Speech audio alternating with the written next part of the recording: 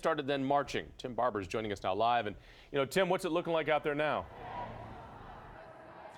Well, once again, Jonathan, we're on Pennsylvania Avenue. The Trump Hotel is right here. You can see the protesters are arriving at the Trump Hotel again. And Kevin, if we could pan just to your right a little bit, you could see this is right in the middle of traffic here. So MPD has been following us around in order to try to block off traffic, in order to give these people some room to protest. Obviously, they're upset with the Trump presidency. I talked to a few Trump protesters tonight, though. They say, again, he was elected, and these people need to come together and unite and move on. But these folks are frustrated. They spent the night marching. We started here at the Trump Hotel. We followed them over to the White House. So they're at the White House for a little bit. And then they started marching again. They were only at the White House for about 25, 30 minutes or so. Then they went back on the street. We went down G Street, over to 7th, and back over to Pennsylvania Avenue. And from there, they went over to the Capitol building. So they were at the Capitol building for about 30 minutes or so, and then they started coming back to Pennsylvania Avenue, the Trump Hotel here, and that is where they are right now. In fact, that's where they arrived as we were starting the newscast there. So we're going to stay with them. It's been relatively peaceful tonight. Last night there were a few conflicts, but tonight everything has been peaceful. They actually broke into two factions here, so this is part of the group. The rest of the group is still over at the Capitol building, but we're going to stay out here. If anything happens, we'll let you know. Reporting live outside the Trump International Hotel on Pennsylvania Avenue, Tim Barber, ABC 7 News. Tim, right now, D.C. is not the only place of protest. Hundreds gathered in several major cities, many of them chanting, "Not my president." Tom Rousey has been tracking the protests all over the nation, and he joins us live now. Tom?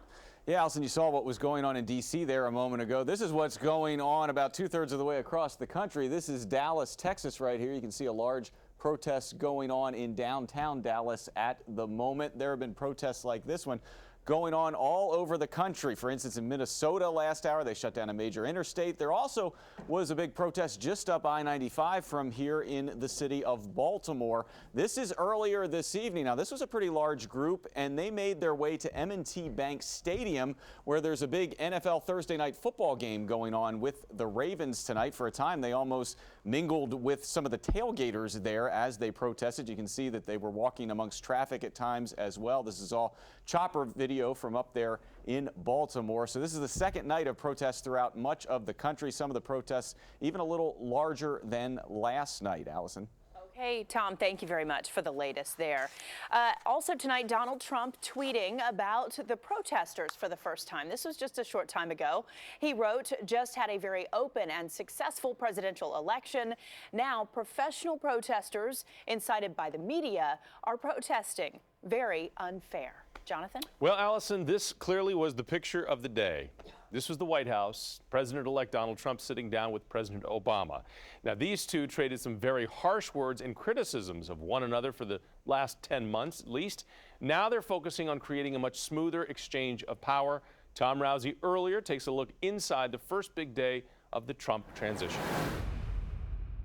This morning, Trump landed at Reagan National. The future first couple then went straight to the White House. I just had the opportunity to have an excellent conversation with President-elect Trump. President Obama had said Trump was not fit to be president, and Trump had led a movement questioning if Obama was born in the U.S. But the two set aside differences and met for an hour and a half. We want to do everything we can to help you succeed, because if you succeed, then the country succeeds. I very much look forward to dealing with the president in the future, including counsel. Michelle Obama also hosted soon-to-be First Lady Melania Trump for tea. Later, the Trumps headed over to the Capitol, where the president-elect met with leaders, including House Speaker Paul Ryan. Whether it's health care or immigration, so many different things. We'll be working on them very rapidly. Trump also said in addition to those two issues, jobs will be an immediate priority. That was Tom Rousey reporting. And speaking of jobs, now to a developing story about the president-elect's agenda for his first 100 days. Donald Trump says that federal hiring freeze is near the top of his priorities. The idea is to reduce the federal workforce through attrition, with exceptions, though, for the military, public health, and safety agencies. For local federal workers, that could mean having to do more with less. If you have limited staff, I'm going to assume you're going to have to work more hours, and that's going to impact budget. Again, overall, we're going to need more people. Now, there are 412,000 federal workers in our area and 1.9 million nationwide. Well, the campaign trail has come to an end, but today Hillary Clinton was on a nature trail. A woman named Margot Gerster spotted the former Democratic presidential nominee hiking near her New York home. This is the first time Clinton has been seen since she conceded the election to Donald Trump Wednesday. Gerster said she posted this picture hoping to make some of Clinton's disappointed supporters smile. She said Clinton gave her a hug and offered gratitude for her vote. There's a lot of buzz about this story involving an iconic symbol of America. Look closely at the center part of your screen. Those two